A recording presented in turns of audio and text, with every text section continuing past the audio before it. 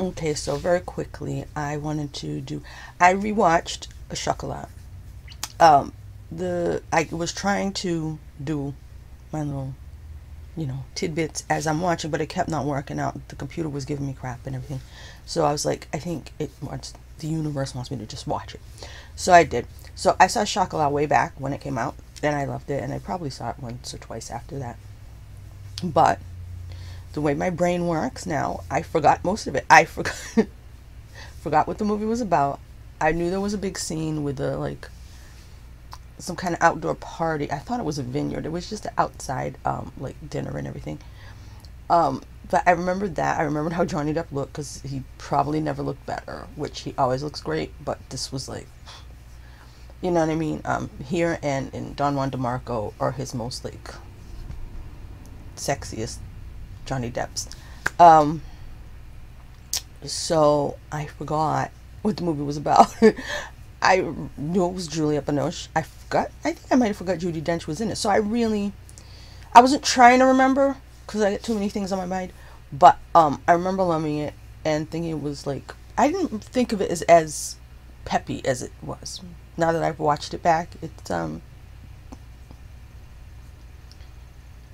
I want to say more Disney-like, not, in a bad way.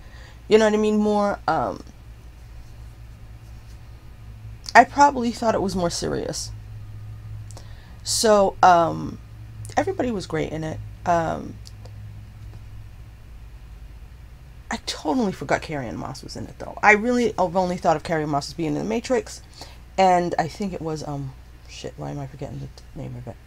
Memento, right? She was the wife, or not the wife. The wife was dead. Spoilers. So, makes me think I need to watch Memento again. Because these are movies I saw way back then. Loved them. Probably watched them quite a few times back then now that I think about it. But, you get old age and you get a lot of problems and you go through a pandemic and lockdowns and being isolated and by yourself, talking to yourself, and you start to go loopy and your brain doesn't work anymore. So, yeah, Johnny was amazing. I'm just looking at him, how thin he was. That's what people don't understand. I mean, he's not tall, he's not short, but he was very wiry, especially back then. Now everybody gets older. They put on some weight. Not like me, but they put on something. But as we are right now in this situation where we've just gone through this trial, it's mostly over. He's explained to everybody why they never should have judged him and tried to cancel him in the first place, which I'm against canceling anybody. This is what today is, May 29th, so they have rested their cases and the jury is supposed to be deliberating, and we'll find out on Tuesday. But what is amazing to me is I'm watching the behind the scenes, and I listened to some of the commentary. Everybody's talking about how great he is, how wonderful he is, how sweet he is, how he was nice to everybody, how he was flirting with the old ladies, how he was so respectful of the crew. And just having watched Johnny over the years, like I said, I started with 21 Jump Street. I watched 21 Jump Street, the first episode that first night on Fox. And that's when I became a fan of Johnny Depp. So we can look back at what year that was. It was probably like 1988 or something. It's been a long time, and all I've seen is a nice guy who was funny and really handsome and didn't have to be as funny and smart and witty as he is. And I would watch him come on Letterman and he'd be hilarious. Jesus, a broke car.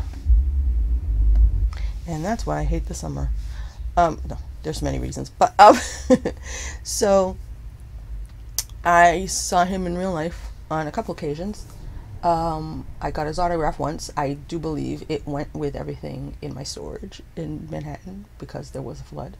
But I got his autograph while he was filming Donnie Darko. This girl I knew at the time was a huge fan of his, and she kept seeing him because you would be able to watch people film around town sometimes, So, did I say Donnie Darko? I think I said Donnie Brasco. If I said Donnie Darko, oh, this is what I mean about old age, and usually I don't catch it. Anyway, so he was filming Donnie Brasco with Al Pacino in New York, you know. And this girl I knew at the time, she got him a little doggy dish for his doggy. Oh, it was silver. It was nice. Anyways, and he was really nice about it. And he was just a nice guy. And there was another time, I believe it was the Virgin Megastore, where at the time of Fear and Loathing in Las Vegas, he did like a reading with Hunter S. Thompson. And I remember just, it was like we were all just sitting there like it was like an auditorium thing at school. You know what I mean? So he's a cool guy. I know all the business about him. He had a club, he owned a club, and all the stuff that went on there. And we've known all his girlfriends, and we've seen him just, you know, be a cool guy. And I know he had a band. He always tried to have a band. I know that he started off because he ended up being roommates with Nicolas Cage before they were. And he wanted to be a musician, and Nicolas Cage told him, no, you should become an actor. And I was amazed when I heard that story in the trial, and a lot of people didn't know it. And I was like, yeah, he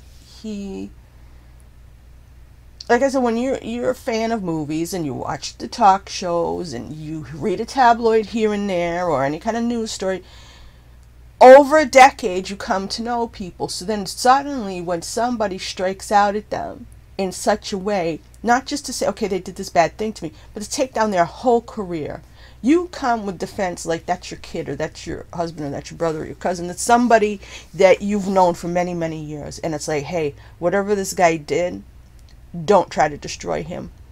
And that's where I was coming through with this, because whatever happens between people happens between people. But at a point in time when there's a movement to try to erase people from the face of the earth based on accusations, and you come with your accusations, they better be fucking real, or else you're a satanic individual with fucking demon trying to just ruin somebody because you can, because you need attention. And we've seen the trial now. You can decide what you think. I know what I thought from the beginning. I'm glad Johnny was able to show himself and tell his truth. Can't believe I just said it. Tell the truth. And let people know what really happened. And all of the evidence is there.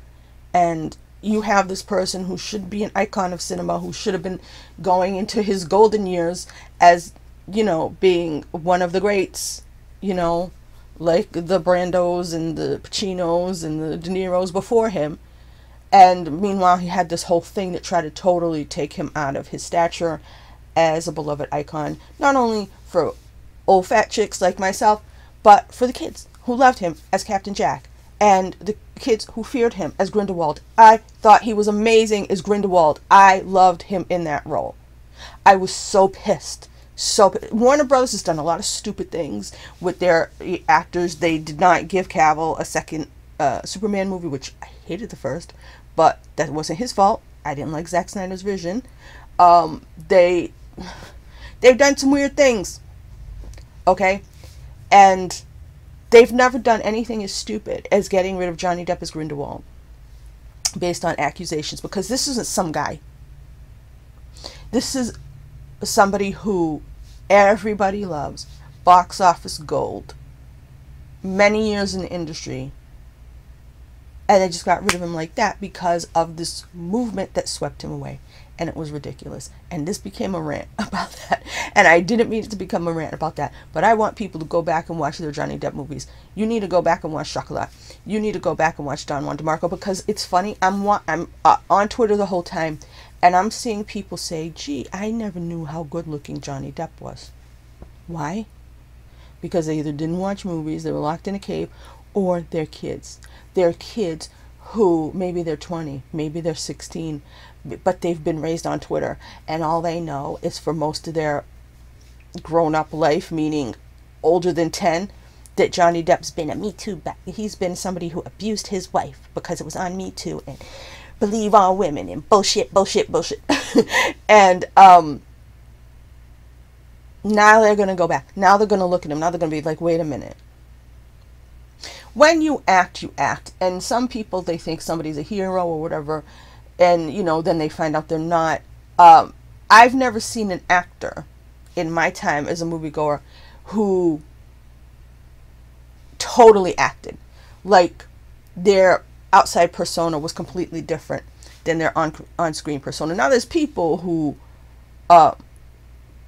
put certain actors on a pedestal they never belonged on, and then when those people act like human beings, they're shocked and appalled, because they, like, let's say Mel Gibson or Tom Cruise, or people who they want them to be these little perfect idols, which these people never were. You just made up shit in your head, or you paint everybody as your dad, and you need your dad to be perfect, so you don't accept that people act like humans. Humans do things. Humans have bad behavior. Humans drink. They do drugs. They do things that you would not like. But it's your fault for having expectations, or you having rules for people in order for you to like them or appreciate them, or think that, okay, here's an actor, I need him to live up to my moral standards in order for me to like his movies. That doesn't make any sense.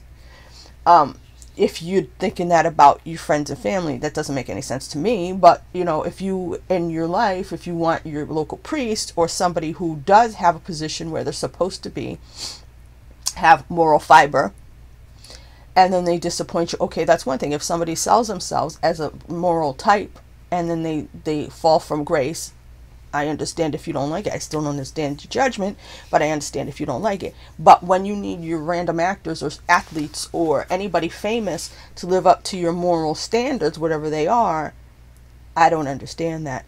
So again, I went on a rant again. But the point is, Chocolat's great. For some reason, I thought it was French. I'm such a strange person. I guess it's because Juliette Binoche was in it. I totally forgot this movie. The kid, I'm looking at the boy, the one who plays Judi Dench's grandson, and I'm like, do I know him grown now? Because I feel like I know this kid's face so well. Like, I just saw it last week, and I'm like, I don't know. I don't know who that kid turned out to be, if he turned out to be anybody, or if it's just my imagination. The little girl was cute. The thing with, I mean, the whole thing wrapped up well with the kangaroo and everything, and, the idea that, like I said, that a woman sweeps in and fixes the town, just like Cold Comfort Farm. If you haven't seen Cold Comfort Farm, go watch that. That one I saw so many times. I really don't need to rewatch that. But it was Kate Beckinsale and Rufus Sewell and Ian McKellen. So Ian McKellen. That movie's a hoot. But yeah, it's a little bit far-fetched. That's why I say it's Disney-ish, and that she comes in and saves everybody with her chocolate. And, Juliette Binoche is beautiful and everything. She's a great actress. I don't know that I like that type of, like, her character. Those kind of people kind of get on my nerves. Where they're just like, here, I know everything. And I think I come off that way, which is funny. But, it's a different kind. What else? I was looking at the color palette. And so many movies now, they don't get color palette. They I don't know. These people went to film school, and they told them red means danger. And, and green means make people unsettled. And so they use these colors, and then the color palette's all off because they need to make sure that you feel like that. I was looking at them in the shop, and, the clothes and everything, it all matched and went well. And I'm not saying it was all one color, of course not, but nothing really threw off anything. And I feel like maybe the newer generation of directors, whether they went to film school or not, however they came to it, they're using color and doing things in such a way that you notice it. And like I said, I've seen this movie, but I didn't notice it. And the same thing with scores and soundtracks and stuff like that. To me, the best scores are the ones you don't notice. You know what I mean? Like, you have to hear them over and over and over again, because the score should be, like, setting your mind space. So this, to me, the color palette and all that should be doing that too. You should be looking at the people and everything. So,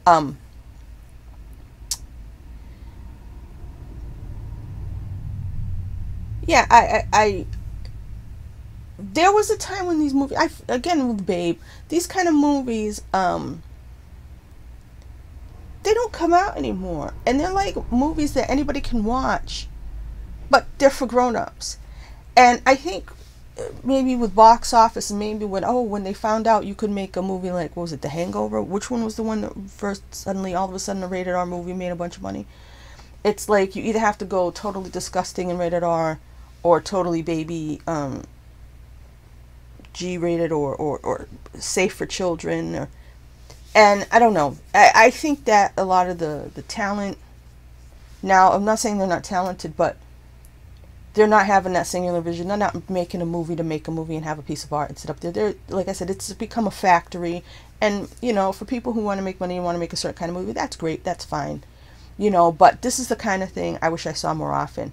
And the Oscar movies aren't like that anymore. These were the Oscar movies before, you know. And I don't know what happened to the Academy. I don't know if they hit their head. I don't know when they became just like everybody else. It seems like the 2000s. Somewhere in there, people started to become, they started to live their politics, and their movies had to go along with their politics, and their pop stars and everything had to reaffirm what they believe about things. And instead of just being an enjoyable movie, what else in the movie? Peter Stormare wasn't annoying here. I was kind of surprised because he's been annoying for a long time. I'm assuming the first place I saw him was Fargo. Was it? And I liked him in the beginning, and then I started to get aggravated because it seemed like he was just playing really, really weirdos. And I remember in John Wick 2, me wanting to like scratch my eyes out. I thought he was so bad in John Wick 2 because he became whatever that is. This idea of Peter Stormare being weird. He was also in Constantine, wasn't he? You know what I mean? It was just like, but here I was like, I forgot that he didn't used to be like that. Like, he was just a regular actor doing a good job. The husband and wife with the chocolate, I feel like I saw them in something else. That's what's so weird. It's like either I really remembered them and it like was really in there, and or I feel like I've seen them together in something else. Or maybe not, or maybe the guy's really French. I don't know. There was something about them that I'm like, why do I feel like I know them? I'd have to go and look them up, which I don't have the ability to do right now. Don't have the internet at this moment. But, yeah, so, and Judi Dench is always great. Who else? Everybody, I said everybody, right? Alfred Molina is always Alfred Molina. There's something about him that I feel like if I knew him, I'd be like, like him and Stephen Fry. They're like the exact same kind of person who's like, okay, there's nothing wrong with you. You're not aggravating that much, but you kind of, there's something about them that's like, I would rather, like in a social setting, I'd not want to sit near them.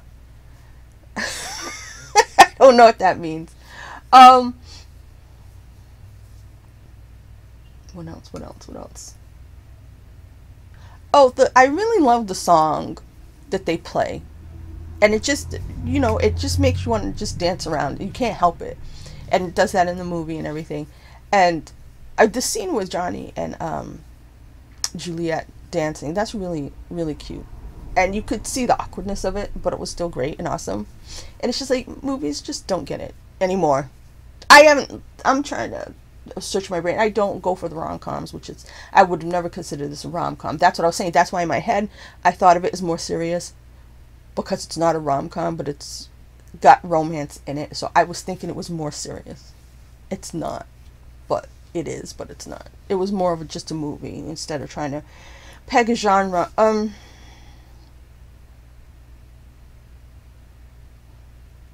had something to say and I lost it.